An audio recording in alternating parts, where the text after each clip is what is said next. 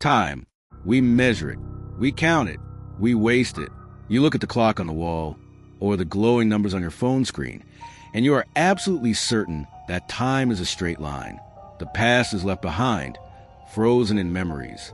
The future is a dark abyss ahead, waiting to be filled. And the present? The present is the only moment that actually exists. But what if I told you that is a lie? What if time isn't a river flowing in one direction, but a vast, deep, and terrifying ocean, where everything that has ever happened and everything that will ever happen is occurring right now, at this very second, just beneath the surface of your perception? Welcome to the Lost Minute. Today, we aren't just looking at the clock. We are going to break it. Humanity has always been obsessed with the idea of time travel. It is our greatest desire and our greatest nightmare. Think about your biggest regret. That word you shouldn't have said. That path you shouldn't have taken. What if you could go back? It sounds like a dream, doesn't it? But physics, the true physics that governs the universe, suggests that unlocking this door might unleash horrors the human mind cannot even begin to comprehend. Albert Einstein, in his theory of relativity, gave us the first key to this cell. He proved that time is elastic. It can be stretched and compressed. Gravity, for example, is a thief of time. If you were to get close to a black hole, the gravity would be so intense that time for you would pass slowly, almost stopping, while for the rest of the universe, millennia would pass in the blink of an eye. You could spend an hour on the edge of the event horizon and, upon return to Earth, find that everyone you loved died centuries ago, that entire civilizations have fallen, and that you are a ghost of the past wandering in an alien future. This isn't science fiction. This is math. This is reality. Time is not a constant. It is a persistent and cruel illusion. But traveling to the past, that is where the shadows lengthen. Science tells us that to go back, we would need to fold space-time upon itself, creating what we call a closed time-like curve. Imagine the universe as a sheet of paper. If you fold that sheet, two distant points touch.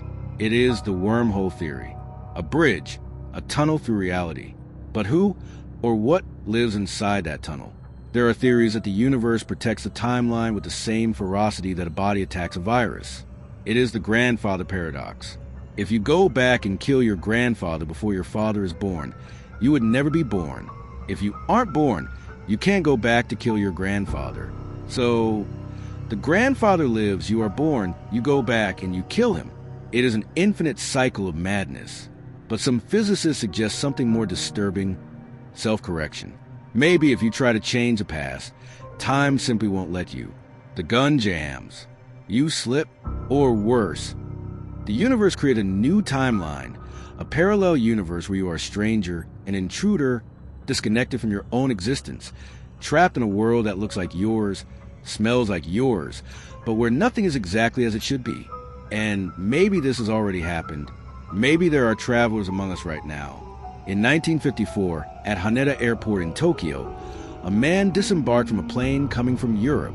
He looked like an ordinary businessman. Neat suit, clean-shaven. But when he handed his passport to immigration, the world stopped. The passport looked authentic, with stamps from various countries. But the issuing nation was a problem. He came from a country called Taured. The confused officials asked him to point out on a map where Taured was. The man, becoming increasingly irritated and frightened, pointed to the Principality of Andorra, between Spain and France. He said Taured had existed for 1,000 years. He had never heard of Andorra. To him, we were the crazy ones. Police detained him, locking him in a high-up hotel room with guards at the door while they investigated. The next morning, when they opened the door, the room was empty, no signs of escape. The windows were locked from the inside, and the room was on a floor too high to jump from. The man from Taured simply vanished, along with his documents, as if reality had realized the error and deleted him from the system. Was he a traveler who slipped into the wrong dimension, or a glitch in the matrix that needed to be patched? Cases like this have been whispered in police archives and obscure internet forums for decades. But nothing is more disturbing than when technology gets involved. Have you ever heard of the chronovisor? Rumor has it that within the secret catacombs of the Vatican lies a device built in the 1950s by a priest and scientist named Pellegrino Ornetti, with the help of none other than Enrico Fermi and Wernher von Braun. The device didn't transport matter. It captured electromagnetic waves from the past. According to Ernetti, they could see and hear historical events as if they were watching a television. They saw speeches by Napoleon, lost plays in ancient Rome, and even the crucifixion of Christ. But the project was dismantled and hidden. Why? Because the Vatican realized the absolute danger of a machine that destroys the privacy of all human history. If you can see the past, no secret, no crime, no sin is ever forgotten. The chronovisor, if real, would transform time into a prison of glass. But let's dive deeper. Let's leave conspiracy behind and enter pure horror. There's an urban legend, a creepypasta, circulating on the deep web about an experiment conducted at a university in Siberia during the Cold War. They didn't want to move bodies through time. They wanted to move consciousness. The theory was that time is merely a perception of the mind. If you could shut down the conscious mind and stimulate certain parts of the brain, consciousness would detach from the now. They used a political prisoner as a test subject. They called him Subject Zero. They placed him in a sensory deprivation tank with a cocktail of experimental drugs and electrodes wired directly to his cerebral cortex. At first, silence, then the screams. Subject Zero began to narrate things. He described the scientists' immediate future. He said what they were going to say 10 seconds before they said it. But then his voice changed. It became guttural. He started screaming about the hounds of Tindalos. He said that by stepping out of linear time, he had drawn the attention of things that inhabit the angles of time, beings that feed on entropy. He screamed that there was nowhere to run because these creatures didn't travel through space. They traveled through moments. And once they catch the scent of your consciousness out of place, they hunt you through your own past. The experiment ended when the sensory deprivation tank began to boil. When they opened it, the man's body was there, but it looked like it had aged 60 years in a matter of hours. The autopsy revealed that his internal organs had vanished, replaced by a black, viscous substance that smelled of ozone and rotting meat. The files were burned. But the question remains, what did he see? What lives in the spaces between seconds? Maybe we don't need machines or government experiments. Maybe time glitches around us constantly, and we are conditioned to ignore it. Have you ever walked into a room and completely forgotten why you were there? Science calls this the doorway effect. But what if it's a reset? A small cut in the tape of your reality because something needed to be readjusted? And that feeling of déjà vu? That overwhelming sensation that you have lived this exact moment before. They say it's just a delay in the brain's processing. But what if it's a memory from a previous timeline? A timeline where you died in this moment, and your consciousness jumped to the next version of you, continuing life without knowing that you just spent one of your extra lives? There are reports of people driving down familiar roads when suddenly the landscape changes. Buildings that shouldn't be there. People on the street wearing old-fashioned clothes. An oppressive silence where there are no birds, no wind. And as quickly as it starts, it ends. They call these time slips.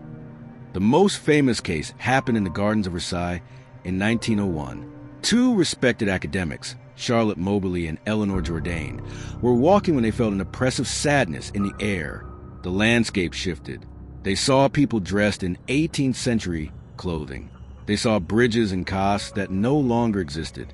And they saw a woman, sitting on the grass, sketching, with a face of pure terror and melancholy, whom they swore was Marie Antoinette. Shortly before the Revolution, they wrote a book about it, swearing until their deaths that they had traveled to the past. Collective hallucination?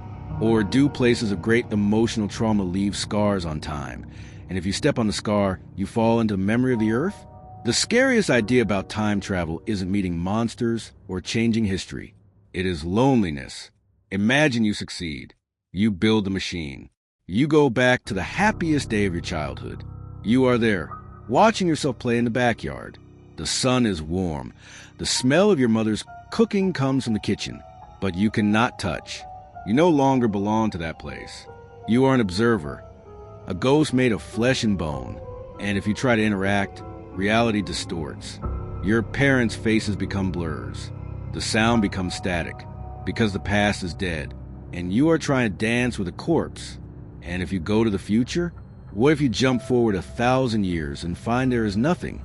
Just dust, ruins, and the silence of the wind howling over empty cities. You would be the last human alive, the king of an empire of ash, with all the time in the world, but no one to share it with. Maybe we are trapped in the present for a reason. Maybe time is a cage necessary to protect our minds from the absolute truth, that everything is simultaneous, chaotic, and meaningless. But before I finish, I want you to take a test. Look at the corner of your room right now. Stare into the shadows. Are you sure nothing has changed since the last time you looked? Are you sure the person you see in the mirror is the same one who was there yesterday? Or have you, unknowingly, slipped into a reality where everything is 99% the same, but that different 1% is what would destroy you? They say time heals all wounds. But sometimes, time is the weapon that causes them. And the wound it inflicts never stops bleeding. If you hear a clock ticking when there is no clock around, don't look for the source of sound. Just run. Because your time might be running out. No matter what year you are in, sleep well, if time allows.